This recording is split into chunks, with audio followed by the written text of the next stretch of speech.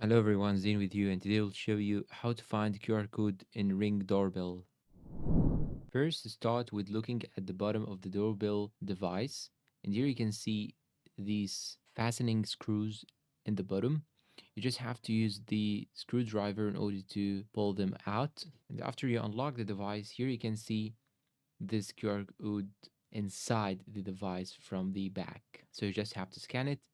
Now, if you find that this QR code isn't present or it is actually blurred or damaged, you can use the barcode below the QR code right here. Now, once you go and open the application, you just have to choose doorbells from the application on your mobile phone. Then here you can now scan the QR code using your mobile phone. If the scan fails, improve lighting, clean your camera, or even adjust the distance. If the QR code is missing or damaged, choose the manual setup option in the Ring app and enter the device identifier instead. Then follow the on-screen steps to finish setup.